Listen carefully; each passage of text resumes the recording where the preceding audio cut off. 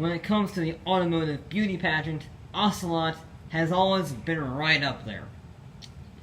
There's something about their cars, the exquisiteness, the Britishness of the Ocelots, like the F620 or the XA21 or the Lynx, that are pure brilliance, and it looks like no other vehicle in the world.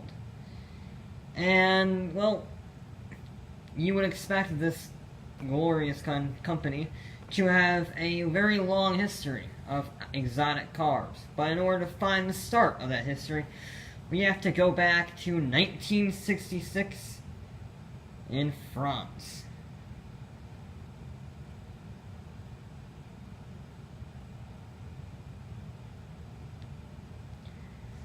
Le Mans is a French city and racetrack, which 1966 saw the unveil of this.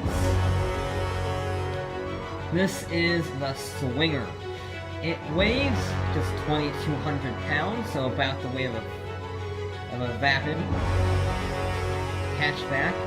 It's got a massive V12. It's got the aerodynamics to be able to go almost 200 miles an hour down the Moulin Straight, and it has 500 horsepower, making a 0 to 60 time that will rival most Ferraris today. And this one here, well, if you want to know how rare it is, they made one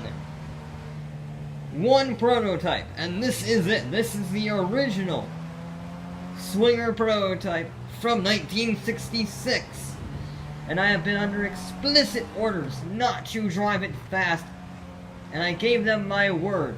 This car will not go fast on our cameras at all. What I did not tell them is that I can slow down the footage, because this car never got to race at Le Mans, so we might as well open the taps, because it never got to do that in the 1960s. And that just seems a little bit unfair, you know? They want me to keep it at 40. Give or take a multiple of 3 or 4. So, I got that V12 right behind my ear. Let's see what it can do. We have the 2.5 mile straight in front of us. Let's open up the tabs. Oh. It is a bit of a quiet car, but it is fantastic. Oh, this is so fast. Come on. Come on. Give me more. Come on.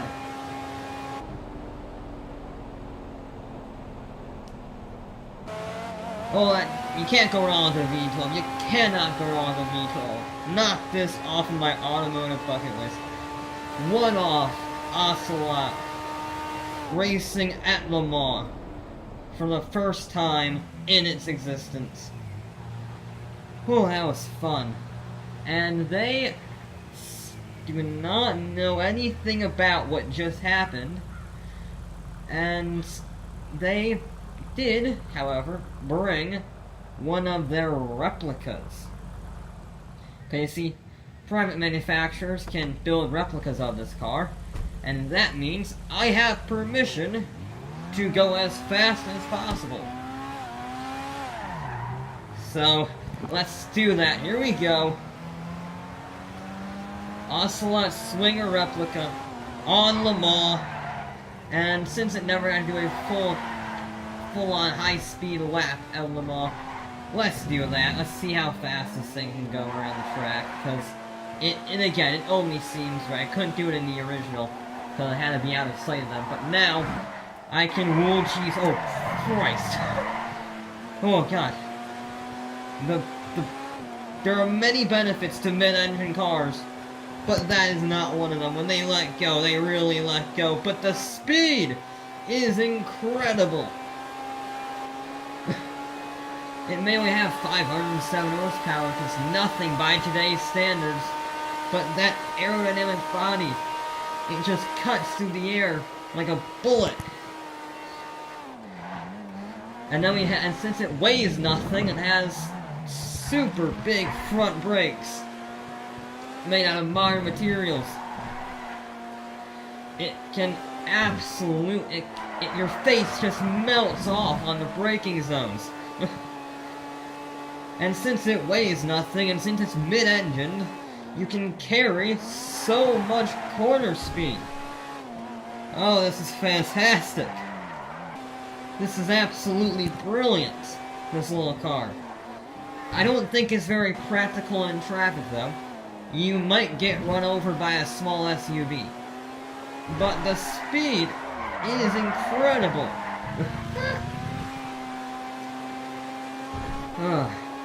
Coming in around the last two chicanes, we carry good speed. Get on the fantastic brakes. One more corner left to go. Ooh, got a little bit of a twitch. Not the best way through the final chicane, but you know what? It works. And now that we've completed our proper lap, let's go have a bit of fun.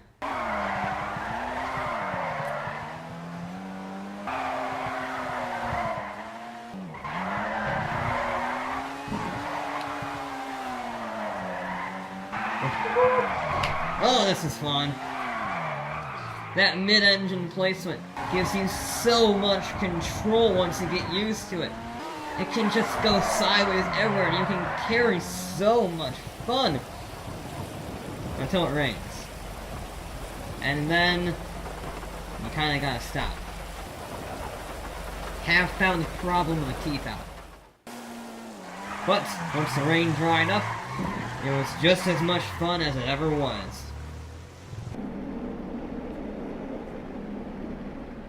This is really one of the all-time greatest cars.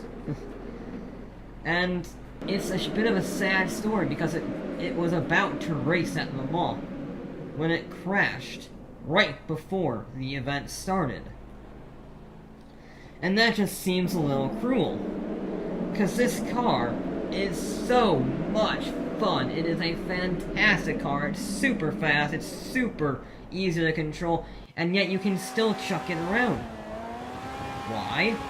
Well, because despite the fact it's from 1966, the engineering is off of the charts. They really did think of everything when they built this car, and that is why it is such a masterpiece.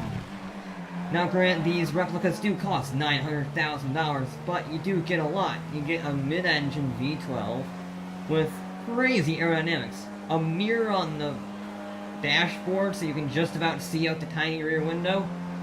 You got vents in the back, which feed air into the V12, and then they also relieve the pressure, the air pressure, in the tires. I mean, that's stuff that people won't do for the next 30 years. And sure, the T-top isn't very aerodynamic, but it's a T-top, and the T-top can do no wrong. It is really one of the greatest cars I have ever reviewed. I love it. I absolutely love it.